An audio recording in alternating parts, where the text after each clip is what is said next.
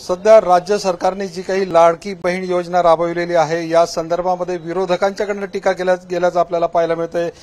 रोहिणी खडसे यांनी देखील म्हटलेलं की ही योजना निवडणुका डोळ्यासमोर ठेवून सुरू करण्यात आलेली आहे। या सगळ्याच्या संदर्भामध्ये मंत्री रक्षाताई खडसे आपल्यासोबत आहेत, आपण त्यांनाच विचारणार आहोत। ताई, काय सांगाल? विरोधकांच्या वतीने लाडकी बहीण योजनेवरती टीका केली गेल्याचं पाहायला मिळतंय आपल्याला। लाडकी बहीण योजना ही राज्य सरकारच्या माध्यमातून आता 1 महिन्यापूर्वी जाहीर करण्यात आलेली आहे आणि आपण बघू शकतो की या महिन्याभरामध्येच खूप चांगला रिस्पॉन्स सगळ्या महिलांकडून येतोय। जवळपास आज जळगाव जिल्ह्याचा जर आपण आकडा बघितला जवळपास 5.5 लाखाच्या वरती आतापर्यंत अर्ज आलेला आहे। त्याच्यामध्ये काही महिलांच्या खात्यावर पैसे सुद्धा पडलेले आहे आणि चांगला रिस्पॉन्स मिळतोय म्हणून राज्य सरकारने अजून 1 महिना त्याला एक्सटेंड करण्यात आलेला आहे। म्हणून आज विरोधक काही बोलत जरी असतील त्याला काही अर्थ नाहीये, कारण की शेवटी जनतेला काय अपेक्षित आहे ते राज्य सरकारने द्यायचं काम केलेलं आहे। जर विरोधकांचं म्हणणं आहे की निवडणुकीला डोळ्यासमोर पुढे ठेवून आम्ही केलेलं तर यात नक्कीच जनतेचा पण आम्हाला रिस्पॉन्स आला नसता आणि ज्या पक्षातले लोक आमच्यावर टीका करताय आज त्यांच्या पक्षातलेच नेते किंवा आमदार स्वतःच्या मतदारसंघामध्ये बॅनर लावून स्वतःच्या फोटोचं आणि त्याची प्रसिद्धी करताय। मग जर तुम्ही एका बाजूला विरोध करताय आणि एका बाजूला तुम्ही तुमच्या मतदारसंघामध्ये त्याचे फॉर्मही भरून घेताय, मग एक कोणती तरी भूमिका तुम्ही स्पष्ट केली पाहिजे। जर तुम्हाला विरोध आहे तर तुम्ही सांगितलं पाहिजे की आम्हाला विरोध आहे, मग मतदार बघतील काय करायचं त्यांचं। काही योजना सुरू केली, अनेक त्रुटी आहेत, अनेक लाभार्थी वंचित राहतात, त्रुटी कुठेही नाहीये। बघा, शेवटी एवढ्या मोठ्या संख्येमध्ये जेव्हा फॉर्म भरले जातात टेक्निकली काही इश्यू जरी असले पण ते तत्काळ सोडवले जात आहे आणि म्हणूनच मी सांगितलं की राज्य सरकारने अजून 1 महिना सप्टेंबर अखेरपर्यंत याची मुदतवाढ दिलेली आहे आणि अतिशय चांगल्या पद्धतीने जेवढे प्रशासकीय अधिकारी आहेत त्यांच्याकडनं पण काम केलं जातंय। सातत्याने त्याचा आढावाही घेतला जातोय। आज सुद्धा कलेक्टर ऑफिसला कलेक्टर साहेबांनी सगळ्या बीडीओंसोबत बसून अधिकाऱ्यांसोबत आम्ही सुद्धा आज आढावा घेतलेला आहे। त्याच्यामुळे अतिशय चांगला रिस्पॉन्स ग्रामीण भागातनं सगळ्या महिलांकडनं मिळतोय। या योजनेच्या जी रोजगाराच्या संदर्भामध्ये त्यांनी विचारलं की रोजगाराकडे सरकारने भर द्यायला पाहिजे होता।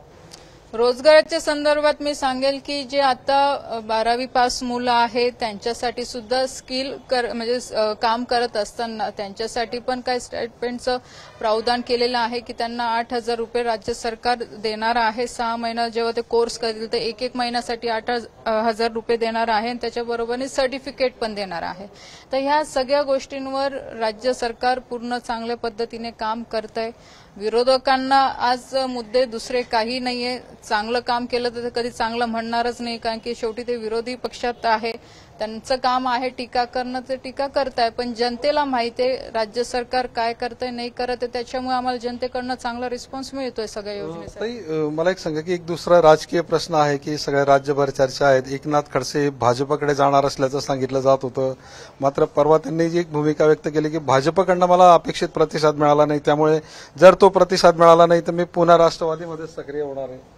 मी या संदर्भात एवढंच सांगू शकते, तो व्यक्तिगत आदरणीय नाथाभाऊंचा विषय आहे। ह्या संदर्भात आधी पण मी बोललेली आहे की नाथाभाऊंचा निर्णय आहे, ते स्वतः व्यक्तिगत ह्या संदर्भात बोललेले आहे आणि पुढे सुद्धा त्यांना जे काही वाटेल ते व्यक्तिगत त्यांचा निर्णय घेतील। विरोधक मात्र याच्यामध्ये म्हणतात की नाथाभाऊ सोयीची भूमिका घेत आहेत, सुनेच्या वेळेला भाजपकडे जातो असं सांगितलं, आता मुलीसाठी राष्ट्रवादीत राहण्याचा प्रयत्न ते करतायत। विरोधकांचं कामच आहे टीका करणं, कारण शेवटी प्रत्येकाचं व्यक्तिगत आपलं मत असतं आणि त्या अनुषंगाने आदरणीय नाथाभाऊंनी त्यांचं मत व्यक्त केलेलं आहे आणि मला असं वाटतं की लोकसभेच्या वेळेस नक्कीच त्यांनी आम्हाला मदत केलेलीच, याच्यात कुठे शंका नाही।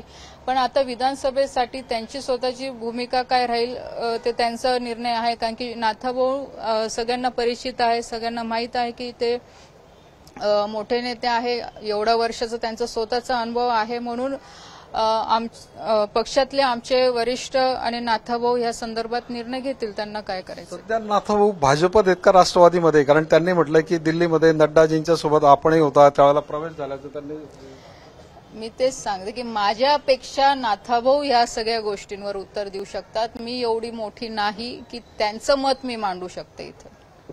आज आपण या ठिकाणी खेलो इंडिया या उपक्रमाचा शुभारंभ केलेला आहे, नक्की हा उपक्रम काय आहे त्याचा आपल्या खानदेशातल्या मुलांना कसा फायदा होणार? 2017-18 पासून आदरणीय मोदी साहेबांनी खेळ मंत्रालयाच्या माध्यमातून खेलो इंडिया ही योजना सुरू करण्यात आली होती की ज्या माध्यमातून ग्रामीण भागापर्यंत पण खेळ हे पोहोचेल, त्याचा अवेअरनेस लोकांपर्यंत जाईल, त्याचं महत्त्व लोकांना कळेल आणि जास्तीत जास्त ग्रामीण भागातले पण विद्यार्थी या खेळ प्रक्रियेमध्ये येतील आणि जेणेकरून चांगले खेळाडू जे आहे आपल्या देशातले, आपल्या ग्रामीण भागातले, ते पुढे येतील आणि केंद्र सरकारच्या माध्यमातून त्यांना ट्रेन केलं जाईल की जेणेकरून देशामध्ये होणाऱ्या इंटरनॅशनल किंवा नॅशनल मॅचेस आहे त्याच्यामध्ये ते पार्टिसिपेट करू शकतात.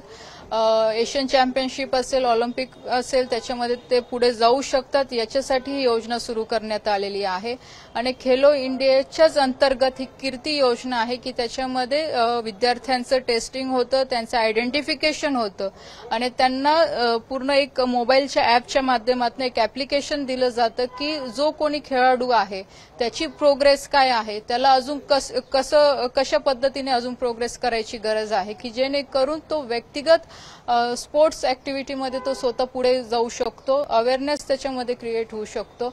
आणि ह्या ज्या कारण की खेळ खेळताना बऱ्याचशा टेक्निकली बाबी पण त्याच्यामध्ये असतात, पण ते आपल्याला माहीत नसतं. म्हणून ह्या सगळ्या गोष्टी करणं आजच्या अनुषंगाने हे गरजेचं आहे आणि त्याच पद्धतीने आज जळगाव जिल्ह्यामध्ये 3 दिवसांसाठी आपण इकडच्या आजूबाजूच्या सगळ्या जिल्ह्यांसाठी कीर्ती हा प्रोग्राम इथे आज सुरू करण्यात आलेला आहे, जो 3 दिवसासाठी आहे.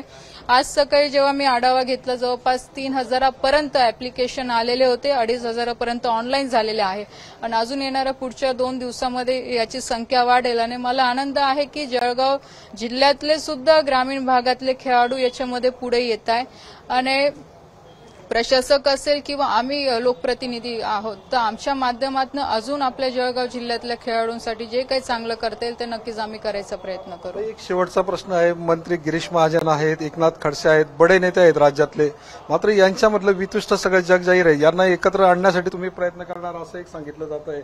यश मिळेल असं वाटतंय तुम्हाला? बघा, याच्या आधी सुद्धा मी प्रयत्न केलेले आहे आणि मी नेहमी सांगते की नक्कीच मी नाथाभाऊंची सून आहे, पण दुसऱ्या बाजूला गिरीश भाऊ मला मुलगी सुद्धा मानतात आणि एक मुलगी आणि सून म्हणून माझंही कर्तव्य आहे की दोघांना एकत्र आणायचं. त्यासाठी प्रयत्न सुद्धा केले गेले आणि नक्कीच मला असं वाटतं की जळगाव जिल्ह्यासाठी पण हे चांगलं राहील. जर दोघं नेते एकत्र आले तर नक्कीच जळगाव जिल्ह्याचा अजून चांगल्या पद्धतीने विकास होईल. आतापर्यंत काही प्रयत्न झाले या सगळ्या संदर्भामध्ये? प्रयत्न सगळ्यांनीच केलेले आहे, पण शेवटी दोघांची व्यक्तिगत इच्छा आहे, त्याच्यामध्ये काय होतं बघू पुढे. तर ह्या होत्या मंत्री रक्षाताई खडसे. त्यांनी असं म्हटलेलं की एकनाथ खडसे आणि मंत्री गिरीश महाजन यांच्यामध्ये समेट घडविण्यासाठी आपण प्रयत्न करणार आहोत आणि त्यात लवकरच आपल्याला यश मिळेल असा सुद्धा विश्वास त्यांनी व्यक्त केलेला आहे. कॅमेरामॅन किरण कटारेसह चंद्रशेखर नेवे, एबीपी माझा, जळगाव. एबीपी माझा, उघडा डोळे बघा नीट.